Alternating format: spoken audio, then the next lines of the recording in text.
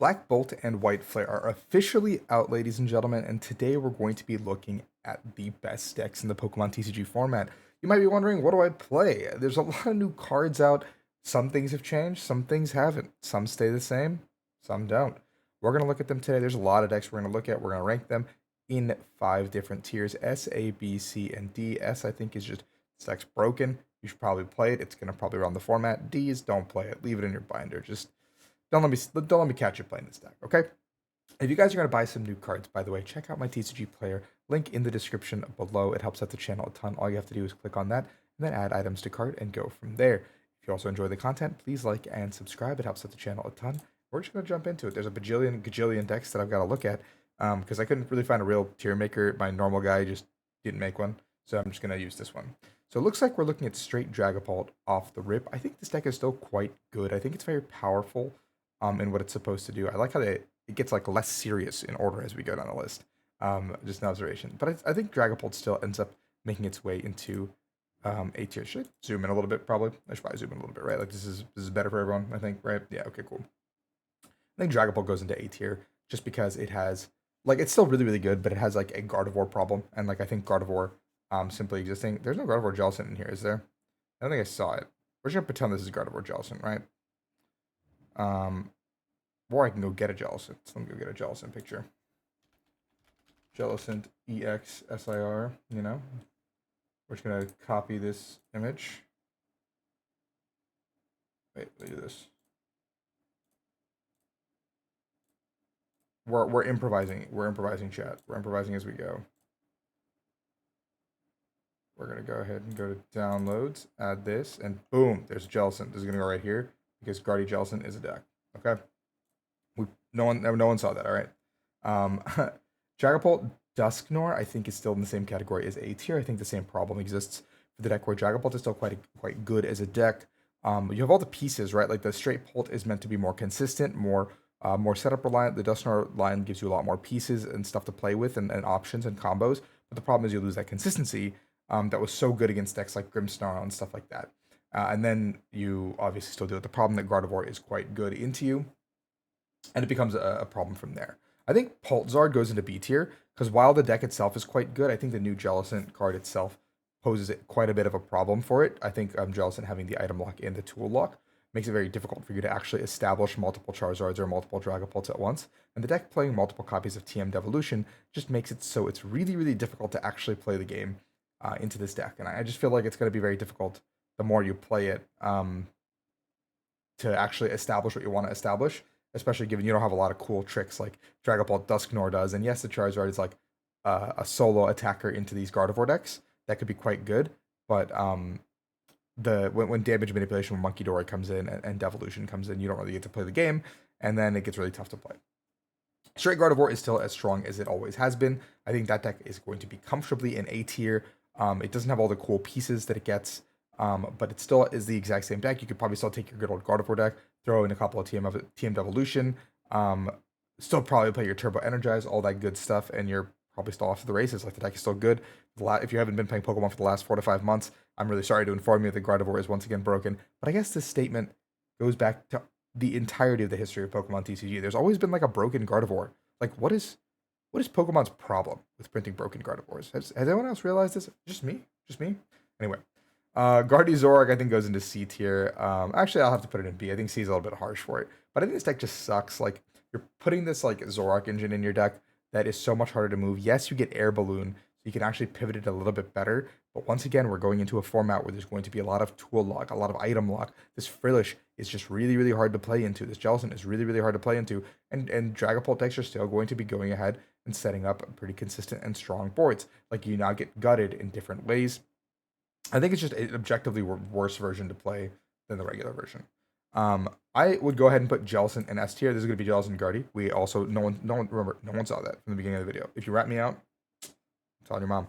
Anyway, Jellicent and Gardy I think is S tier just because I think the Jellicent's ability is so absurdly good, stopping items and tools from coming down. But I think the bigger thing is the fact that the Frillish is really good. The Frillish itself also has a really strong attack, which is just basically Badoo on crack, and it just stops your opponents from playing the game. And that I think is just really invaluable in this scenario. It's very difficult to actually deal with. Raging Bolt, I'm gonna say this one is the Noctowl one. Raging Bolt is still, I think, S tier because I think no matter what happens, this deck is just like one of the few decks that wants to go first in the format.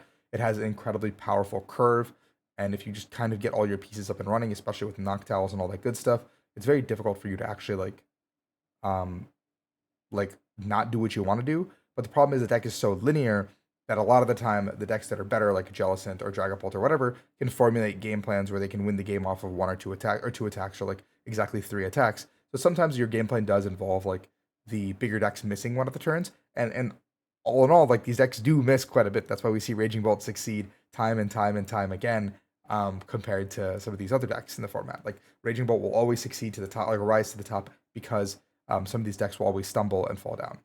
Just I don't know, man. Don't put the belly ball in your deck. This card just like never leave your binder. We're just playing the normal Raging Bolt. This is going to be Raging Bolt without Noctowl. I think this is a B tier deck because, or A tier deck, sorry, because it did win the Japan Championship Series with no Noctowl and has a lot of really cool pieces available to it. Especially the fact that it can probably attack turn one more consistently than the other Bolt version because you have Squawkabilly back into the picture. But the problem is, again, you're very susceptible to Ionos, and I think your early game board gets really like weird, especially if you have like a weird turn one, because your whole game is determined on your turn one, turn two with this deck, and then at the end of the game you're playing like Boss Simulator. But the other version has the longevity of Noctowls, so like you don't actually have to play Boss Simulator. You just kind of don't need to attack immediately. Grimmsnarl, Frostlass, I think is one of the few decks that goes into S tier, along with the other two, just because I think Grimmsnarl gains the type advantage of being good into Gardevoir. Grimmsnarl players get Air Balloon, which is quite good. Gardevoir players before would have to do some Monkey Dory confused shenanigans to kind of try to win some games here and there. But now the Air Balloon kind of mitigates that quite a bit. It's a one card change to the deck, but it is a very, very, very impactful one card that really, really changes the trajectory of the deck. Don't really know what this Grimmsnarl without. I'm just gonna put this here because I don't really understand why this is here. Eevees goes into B tier. I think Eevees is really, really, really good still. But I think Eevees will always, always, always suffer from the same problem as Terrabox, where you just get Ionoed low, you don't get to play the game, and all the other decks can punish you quite well. And if you and you're playing so many one-ofs that you can't prize something, and you're just stretched very, very thin in terms of how your hands look. Your Ultra Balls can always get really sketchy, all that kind of stuff. Straight Gholdengo, which I think implies no Genesect, so I'm just going to leave this here because, again, I don't know what's in this graphic. We don't want this. Gholdengo Dragapult, I think, falls into B tier because I think while Gholdengo Dragapult was really good in the previous formats, I think the Dragapult as a partner gets significantly worse, especially with this TM Devolution format kind of coming up ahead of us, and then Jellicent and stuff blocking these boards from being formed. So now you can't even Evo reliably in a way that you want, and then you have to play Heavy Gust to deal with Jellicent. Your Raging Bolt matchup was already really sketchy, and then Grimmsnarls can also just already put a lot of pressure on you, especially when you're putting these Dracloaks into play that take a ton of damage. So basically, like the way you have to look at it is like it's getting worse into all the tier S decks. Like it's getting way worse into the decks that are doing better. So this deck can't really be good. I think Gholdengo Armarouge is like probably C tier. Like it's probably still decent because you can play like the Tech Armarouge for Mirror and probably throw in like a Briar or something and play some fires. But that's like kind of a moot point, I think, at the end of the day. I think the deck is just like not that good. We're going to pick Gholdengo Genesect in S tier. I don't know if you guys have been paying attention to the latest tournaments that have happened, the Azul GG Invitational, as well as a couple of the online tournaments, but Gholdengo Genesect has been dominating using the new Levencia, not Lou, but it's been a little bit, but the Levencia Stadium, getting Lightnings back into the deck makes it a lot more standardized on how to win the stadium more. Once you've won the stadium more, Gholdengo always gets those two energies back, so you always need to just find a boss and one SER, and you're basically off to the races every single time you want to take a knockout. Iron Bundle helps you do that as well, and then you can just basically front load your deck with energies, poke away at these Frillishes, just take some cheap knockouts with the Levencias, and the Genesect just makes it so by turn 2, turn 3, we're looking at 3 to 4 Gholdengo sitting in play, and your opponent has no answer to the fact that you're drawing 6 cards every turn before you even get to play a card. So these Boss's Order chains get a lot easier, these SCRs get a lot easier to find, and the deck gets a lot thinner, a lot quicker, and so Gholdengo becomes one of the strongest decks in the current format. Joltik Box, I think, goes into A tier. I think this deck is still quite strong, especially if the Raging Bolts cut Slitherwing, which I don't know why they would if they're playing the Bolt version. The deck is very, very strong into Gholdengo.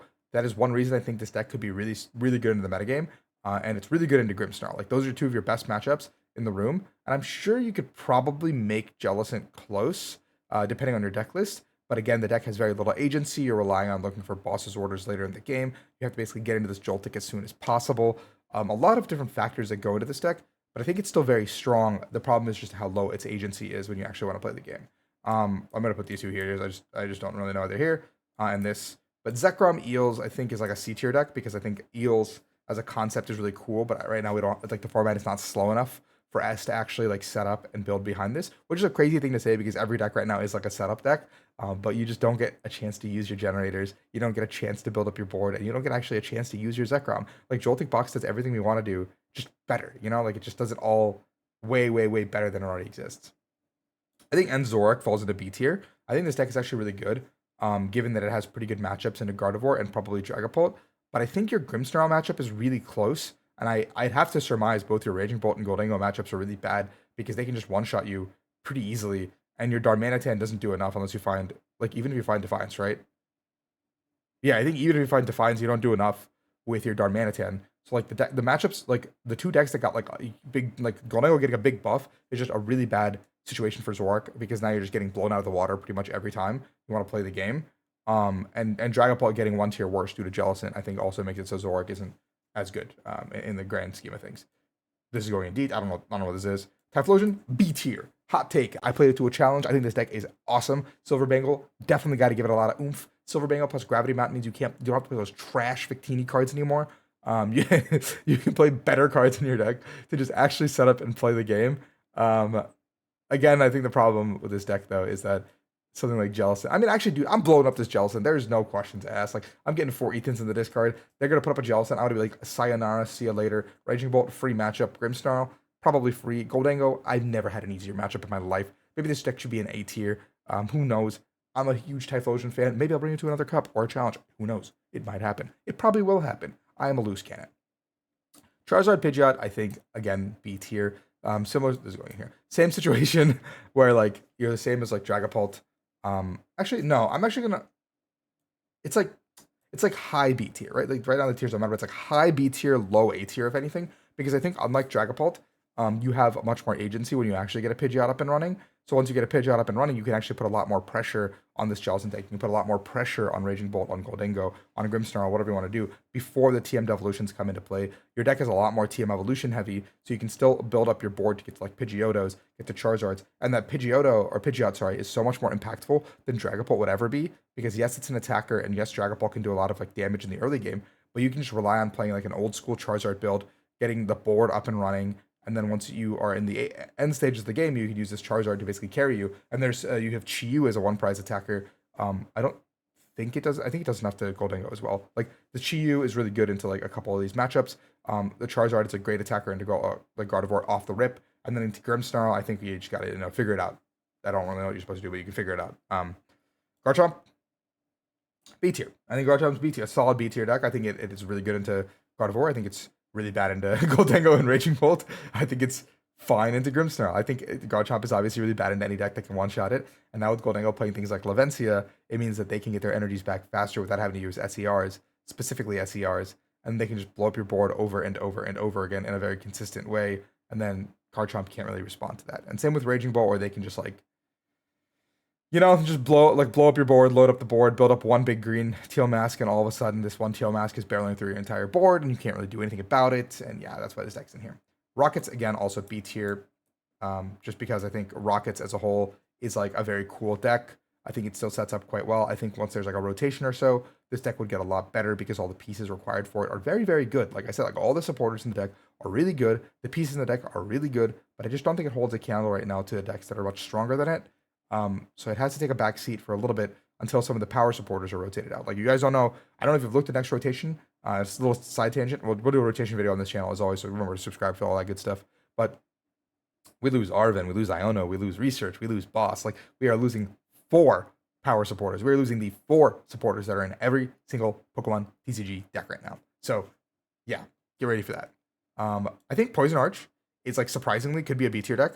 I have some people in Discord who have been dominating their locals with it, like Bomb Arch and Poison Arch. Like I think like low key, this deck is like really insane in a best of 1 format, but in a BO3 format, you just never beat Dragapult. You probably don't beat Jellicent and Gardevoir either. Actually, you might be able to beat Jellicent and Gardevoir if you get the board set up early enough, because your 1 Arcaladon with like a Mochi can actually one shot the Jellicent which with the poison, which might be enough to just like take the pressure out of the game. But I think both your Bolt and Gholdengo matchups are like absolutely abysmal because now these two one-shot decks are so much stronger than they used to be, and that's just going to pose like quite a big problem.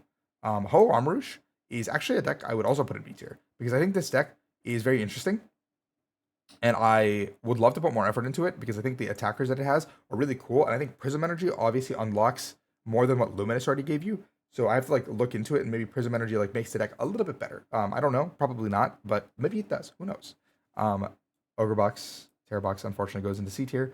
I think all the given item locks and tool locks and stuff is just a little bit too much for our fair friend to handle, and yeah, it just falls down deep, you know. Armarouge, I think, or Cerulite, sorry, I think is C tier as well. I actually never liked this deck. I even though players did well with it, and I like firmly believe the deck was bad. I think it gets worse with Jellicent. Yes, you can one shot a Jellicent if you get off to a super good turn one, but it's so much easier for you now to get like item locked out of the game. Um, Raging Bolt is probably a terrible matchup because they can just control the board with a one prizer with Fan Rotom. You have Briar at the end of the game for sure, but that and Grimmsnarl probably aren't great. Gholdengo is probably fine. Like you have the type advantage, and Briar gets you where you need to be. But again, I just don't think this deck is like better than Joltik Box, for example. And that's like where I draw the line. Walls, I think also like a C tier deck. I think Walls is still like one of those decks where you can stop a few things, but you can't stop everything. Like even control or walls just like ends up failing to some of these like cooler, like more normal strategies. And so it's like when I mean normal, I mean just like the deck is like working, and then you're like, ah, unfortunate, their deck works and mine doesn't because it sucks, you know. Greatos Mill, same thing situation, C tier. Hop Station also C tier, but once I mean, if this Shaman card wasn't printed, man, this card would actually be pretty decent. I feel like you know, Hop's Poison, whatever. That's like just going in there. Thorns, nah, this card needs to be deleted out of the face of the earth. Ancient Box, I think, is C tier as well. I think you have like a lot of situations where this deck like seems reasonable, but I think it's just like unplayable. Especially given that like your one prize board is a lot slower to set up. I mean, maybe you're probably good into Guardy. Like I feel like maybe like you're in theory good into some of these one like these multi-prize decks. As Ancient Box, but the problem is like how do you actually chain what you're supposed to chain in the mid to late game? And getting energies in the discard is really difficult now that you don't have Greninja anymore. Like I think Greninja and Pokestop really funneled the deck quite a bit. And losing both those pieces was really tough. I think Blissey is also C tier just because again, two one-shot decks. This is a deck that doesn't want to get one shot. There we go. Blaziken, same situation. I don't really know how you're supposed to build this deck. I saw a Singaporean player or Malaysian player, maybe. Sorry, I truly apologize for the mix-up. On Twitter, post about this, and it was actually really cool. I think they played it with Zoroark, and it was like really interesting. So maybe that's like a version you could try out. But I think Blaziken for right now is like not the greatest either. Again, given these one-shot decks are much more popular. Festival Lead, same situation. Maybe in a world where Dragapult continues to die, this deck can come back and flourish and take these other decks out, especially with Silver Bangle being released for it. Silver Bangle meaning that now it can do 30 extra damage on 2 different attacks. So maybe that's enough to put it over the edge. But I'll hold my breath. I'm not like someone who believes in this deck. Same with Feraligatr. Lilies Clefairy Pearl stuff could probably be a B tier deck. Like as an entity, like the deck itself is like quite good. I think the problem again is that it's not better than its counterpart, which is Gardevoir, or the other side of the coin, which is Terra Box. But it's better than Terra Box right now for sure. Terra Box is just bad. But it's like we're playing like a worse Joltik box. Like you're like working so hard to accelerate when this one little lightning bug can do it for a single attack. Mamoswine and Slowking are both too much to set up and play. A lot of fun decks, but they're just like so much effort to get up and running. And again, they're these one-shot decks that are running around in the format, so you don't actually get to set them up. Tank Terrapagos also falls into C tier for the same reason. Like there are one-shot decks running around pretty rampantly, so it's just like what do you actually do when your whole board is getting one shot over and over and over again? You don't get to play the game, and that becomes a problem. Hydropple stuff, same thing. Azumarill also not really good. Control I think is B because we saw Gabe Fernandez take this Pidgeot control deck to a third place finish at the Azul GG Invitational. But like every game seems so excruciating to watch and probably to play that I just like don't know how you don't even beat Gholdengo, which like should be one of our best matchups. And he just couldn't beat that matchup. And so I'm not actually sold on this if you can't beat Gholdengo. He did destroy the Jellicents, but Henry did prize Aturo, which is like really unfortunate. But otherwise, I think the deck is just like not good. Frostlass Monkey Doria, it just goes in the D don't play tier because you already have a better version of Grimmsnarl. Slacking is C tier, I think. I think Bert's put out a really cool video about it. Hydreigon, don't play this. Chen Pao, it's way past its time. Conkeldurr, same thing. Okie dokie, B tier. I saw a guy do really well with this deck, and I like the post, so I'm gonna put this in B tier just because I thought it was a cool deck and the cool concept. Yeah, on Mega C tier, I wish it could be a little bit better. The remaining 3 decks are all just going to a don't play deck because these are all just pretty bad. But this is our. Sorry, I speedrun the last little bit because there's just nothing to talk about. Like it's just gonna be the same thing where this deck is just like not good because it doesn't actually set up and function. But here you go. This is my current tier list for the Black Bolt and White Flare format. If you guys disagree or agree, let me know in the comments below. I'd love to have conversations with all of you. We have our Discord as well. You guys can join as well. Description in the link in the description. Whatever, you know how to say it. Like, subscribe. Peace. See ya.